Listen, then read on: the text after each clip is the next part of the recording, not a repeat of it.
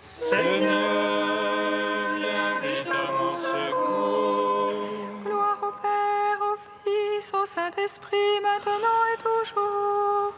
Dans les siècles des siècles, Amen. Alléluia.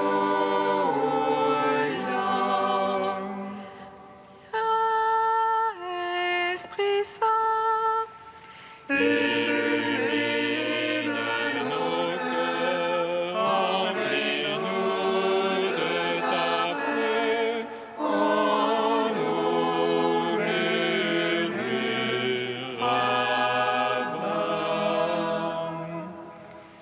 Tu es vérité, ô Dieu, toi notre science et notre crainte.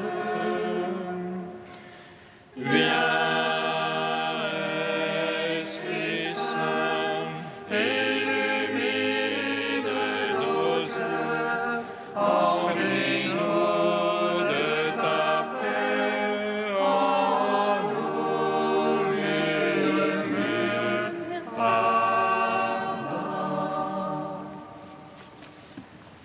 lorsque tu es descendu vers la mort immortelle, vie. L'enfer fut renversé par la splendeur de ta divinité, et lorsque tu ressuscitas les morts qui gisaient au fond du tombeau, tous les anges dans les cieux se mirent à chanter.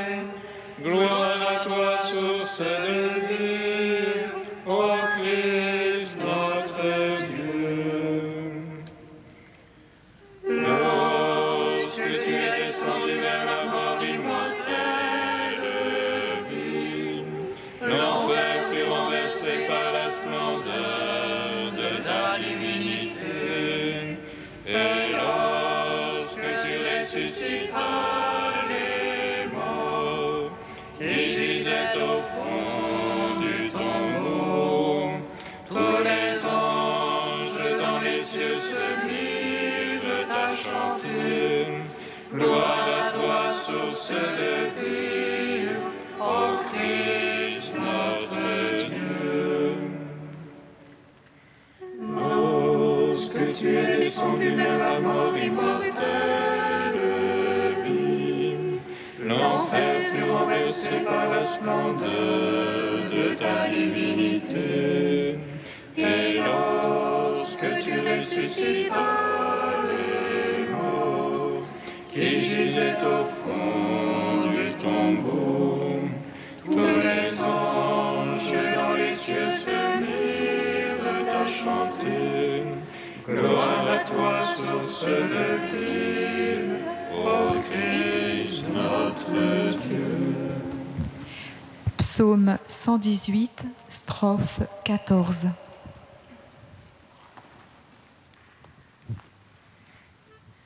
Lumière sur ma route, ta parole, Seigneur. Lumière sur ma route, ta parole, Seigneur. Une lampe sur mes pas, ta parole. Une lumière sur ma route. J'ai juré d'observer, je tiendrai tes justes jugements. Je suis au fond de la misère, Seigneur. Vivifie-moi selon ta parole. Agrée l'offrande de ma bouche, Seigneur. Apprends-moi tes jugements. Mon âme à tout moment entre mes mains. Je n'oublie rien de ta loi. Que les abîmes tendent un piège. Je ne dévie de tes préceptes. Ton témoignage est à jamais mon héritage. Il est la joie de mon cœur. J'infléchis mon cœur à faire tes volontés. Récompense pour toujours. Gloire au Père, au Fils, au Saint-Esprit, pour les siècles des siècles. Amen. Lumière sur ma route, ta parole, Seigneur. Psaume 3. Bienheureux ceux qui habitent en ta maison, ils chantent ta louange autour de ton autel. Bienheureux ceux qui habitent en ta maison, ils chantent ta louange autour de ton autel. Seigneur, qu'ils sont nombreux mes oppresseurs, nombreux ceux qui se lèvent contre moi. Nombreux ceux qui disent que mon âme, point de salut pour elle en son Dieu. Mais toi, Seigneur, bouclier qui m'entoure, ma gloire, tu me redresses la tête. Avec voix, je crie vers le Seigneur. Il me répond de sa sainte montagne. Et moi, je me couche et m'endors.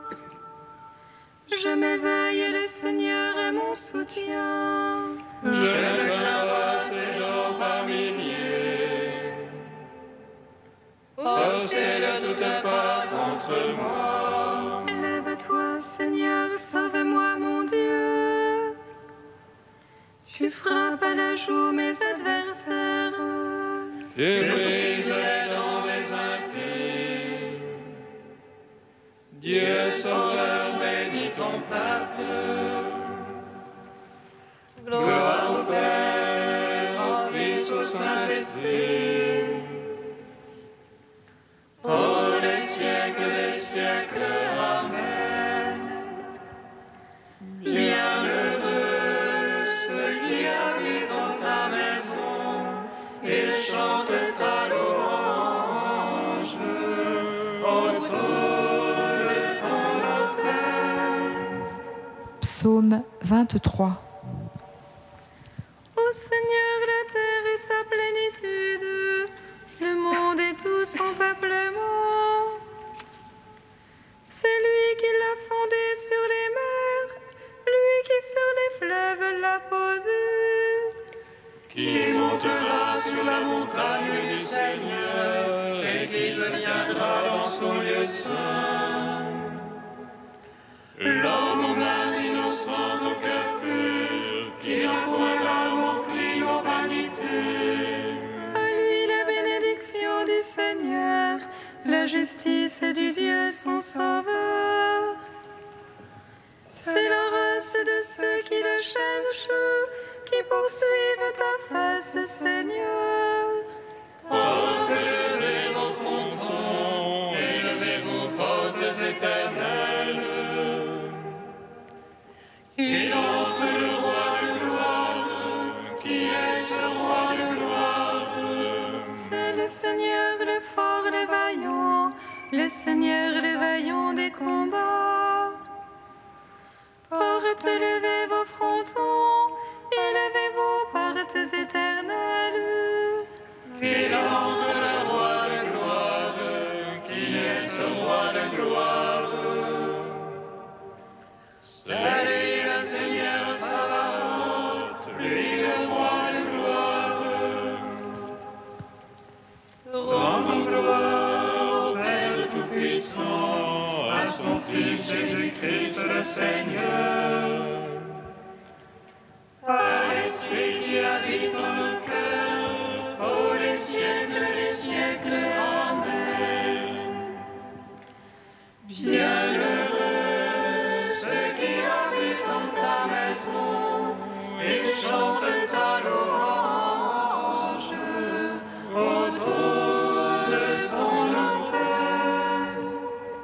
Cantique d'Isaïe, page 291. Ainsi parle le Seigneur, le Rédempteur, le Saint d'Israël. À celui dont la vie est méprisée, à l'esclave des puissants. Les rois en te voyant se lèveront, se prosterneront devant toi. À cause du Seigneur, le Dieu fidèle, du Saint d'Israël qui t'a élu. Au temps de la grâce, je t'exauce, te viens en aide au jour du salut. Je te forme et t'établis alliance du peuple pour relever le pays. Tu partageras l'héritage dévasté, tu diras aux prisonniers sortez. À ceux qui sont dans les ténèbres, venez à la lumière. Ils pourront paître le long des chemins, sur toute hauteur trouveront des pâturages. Ils n'auront plus faim ni soif, sable et soleil ne les brûleront plus.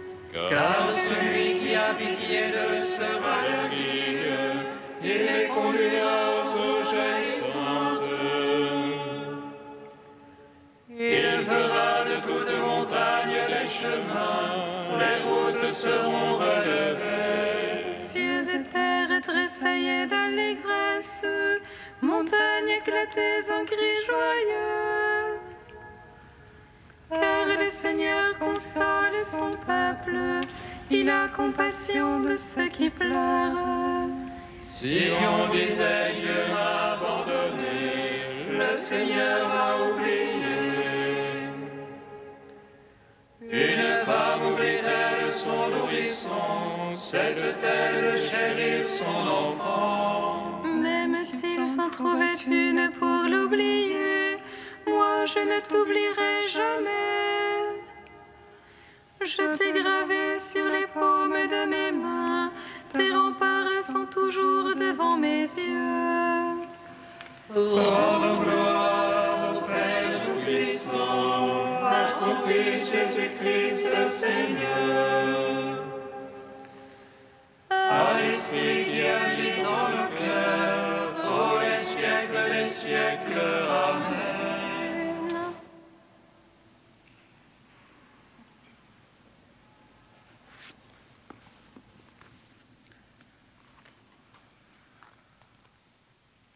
De Frère Pierre-Marie, fondateur des fraternités monastiques de Jérusalem, pour que votre joie soit parfaite.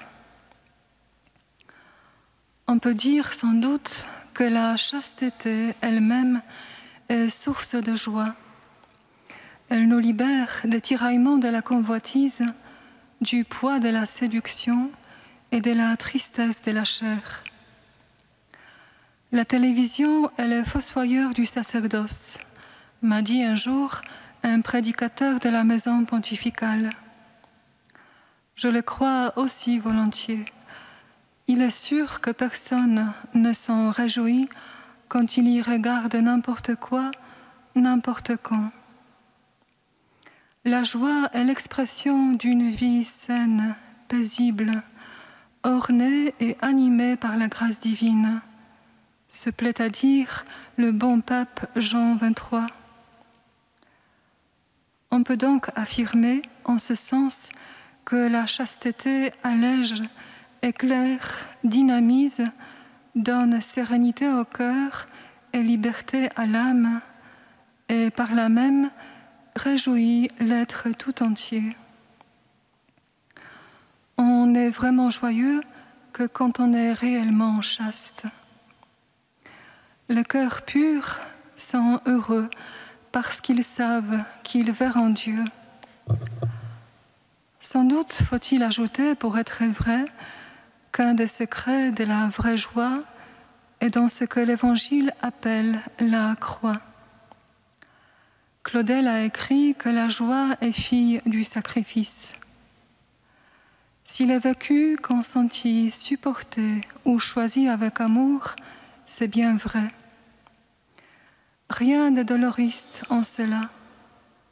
Chacun peut en faire l'expérience et même sans référence à l'écriture.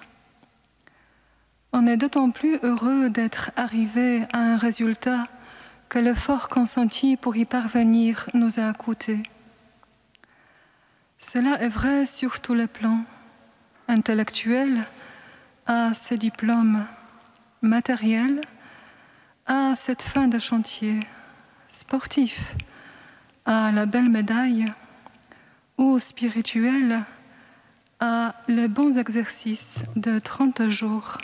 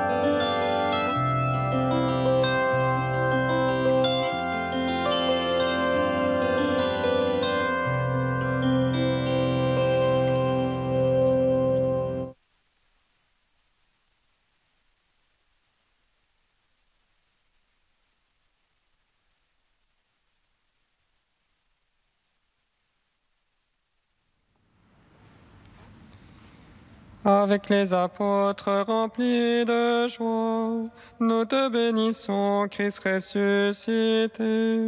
Tu nous donnes la vie. Avec les apôtres remplis de joie, nous te bénissons, Christ ressuscité. Tu nous donnes la vie. L'église de Jérusalem entendit parler de tout cela, et l'on envoya Barnabé jusqu'à Antioche. Avec les apôtres remplis de joie, nous te bénissons, Christ ressuscité. Tu nous donnes la vie. Lecture du livre des Actes des Apôtres. À Antioche, un grand nombre de gens étaient devenus croyants et s'étaient convertis au Seigneur. L'Église de Jérusalem entendit parler de tout cela et l'on envoya Barnabé jusqu'à Antioche.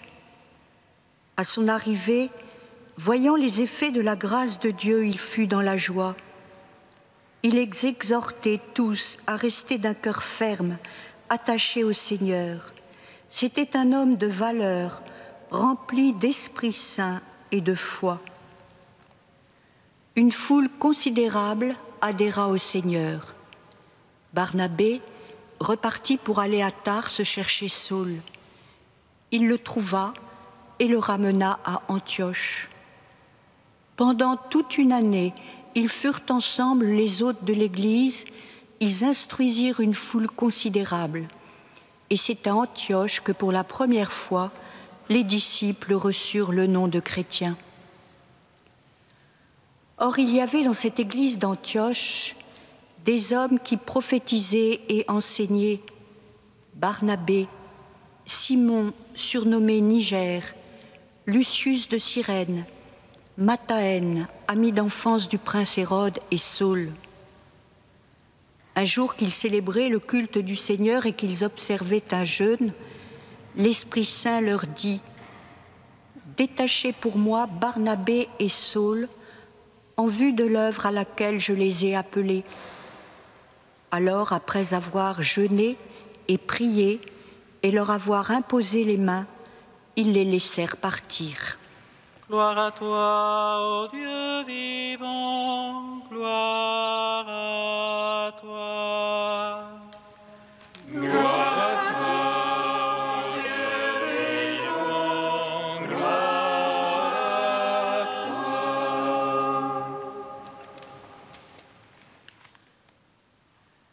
Aujourd'hui, nous fêtons Saint Barnabé, ce juif originaire de Chypre qui s'appelait Joseph, mais que ses frères de communauté surnommèrent Barnabé, c'est-à-dire l'homme du réconfort, de la réconciliation, de l'encouragement, mais aussi de l'exhortation.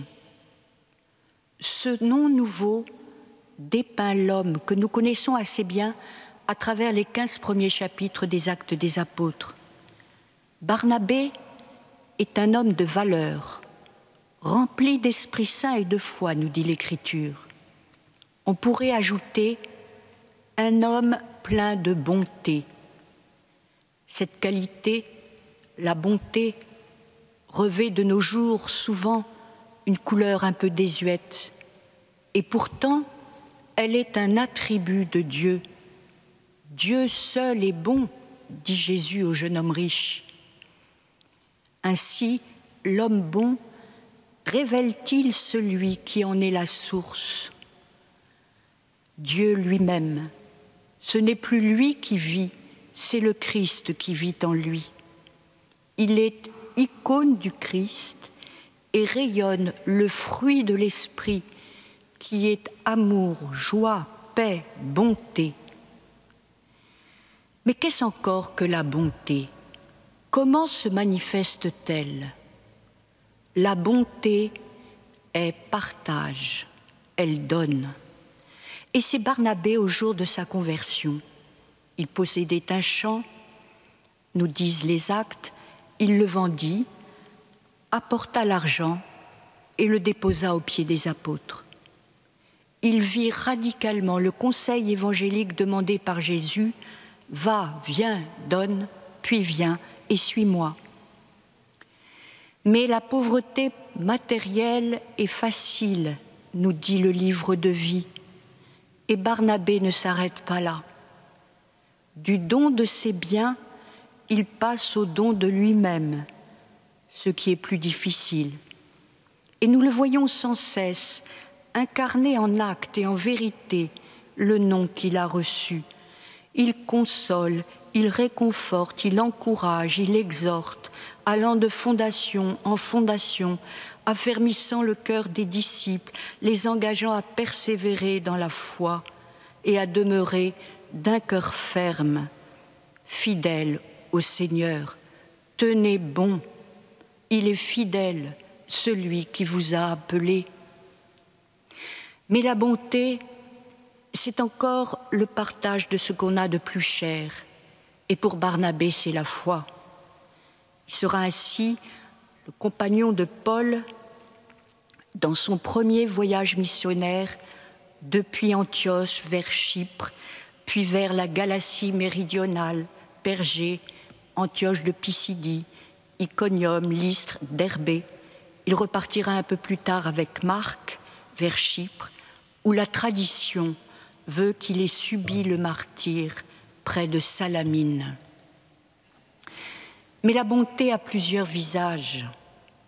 Elle est aussi cette confiance dans les autres, qui est elle-même un fruit de l'esprit. Et il en a fallu de la foi à Barnabé, pour ne pas dire de l'audace, pour embaucher Paul pour la mission. Paul, ce persécuteur des chrétiens dont les apôtres avaient peur, Barnabé le leur présente et vante son action à Damas et l'assurance avec laquelle il y a prêché au nom de Jésus. Il n'hésite pas à le garder auprès de lui pendant toute une année à Antioche et s'embarque pour leur premier voyage, le prenant comme compagnon de mission. Barnabé a enfanté Paul à son ministère d'apôtre. L'amour véritable, écrit le Père Pierre-Marie, est la révélation en l'autre de sa part la plus belle. Il ne saurait donc, s'il est vrai, ne pas révéler en lui le visage de Dieu. Une autre facette de la bonté, c'est l'intelligence du cœur, l'ouverture, l'esprit de conciliation qui cherche dans l'Esprit Saint à apaiser les conflits. Ce fut aussi le charisme de Barnabé. Son témoignage, par exemple, au Concile de Jérusalem eut une forte influence.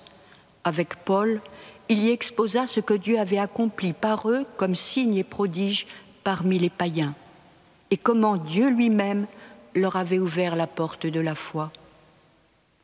Ce rapport sera déterminant pour que la jeune Église accepte d'accueillir en son sein les païens sans leur imposer les obligations du judaïsme. Pour finir, écoutons le cardinal François Marty, que quelques frères et sœurs étaient venus visiter tandis qu'il avait pris sa retraite à Monteil. L'un d'entre nous lui demanda « Père, qu'est-ce qui est le plus important selon vous dans l'existence ?» Et il répondit « Il faut être bon. Soyez bon. Soyez toujours très bon. Gardez le regard sur les bonnes choses. Vous devez saisir, regarder et contempler d'abord ce qui est bon. En ce jour de ta fête, Saint Barnabé, intercède pour que l'Esprit Saint nous accorde la grâce de la bonté, attribut de Dieu qui partage, fait confiance et travaille à construire la paix au cœur du monde, au cœur de Dieu.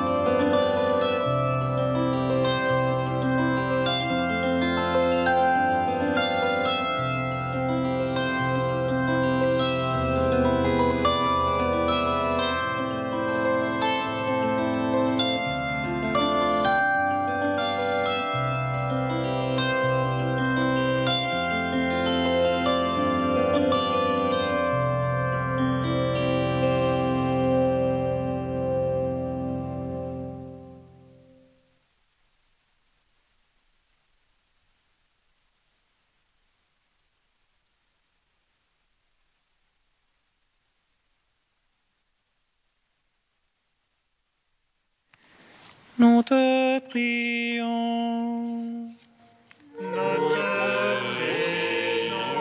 Par l'intercession de Saint Barnabé qui, avec Saint Paul, porta la bonne nouvelle aux nations.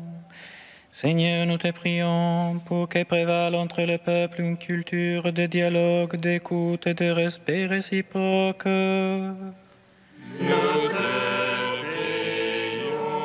Par l'intercession de Saint Barnabé, martyr et apôtre de Chypre, Seigneur, nous te prions pour tous les consacrés. Par l'intercession de Saint Barnabé, qui assuma des responsabilités dans la communauté d'Antioche, Seigneur, nous te prions pour les responsables de nos communautés, afin qu'ils puissent accomplir leur mission selon ta volonté. Nous te prions. Ô Dieu saint, ô Dieu fort, saint immortel, prends pitié de nous.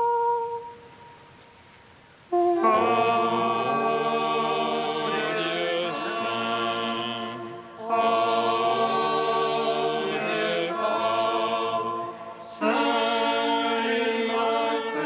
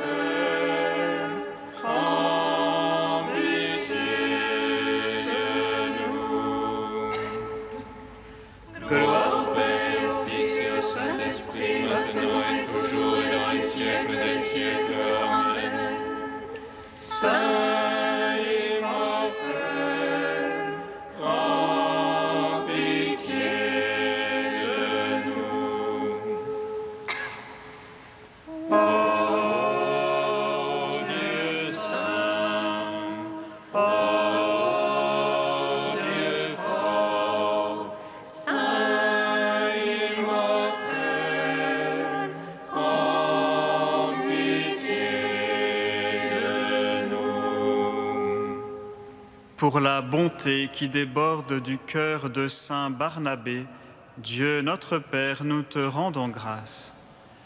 Notre Père qui es aux cieux, que ton nom soit sanctifié, que ton règne vienne, que ta volonté soit faite sur la terre comme aux cieux.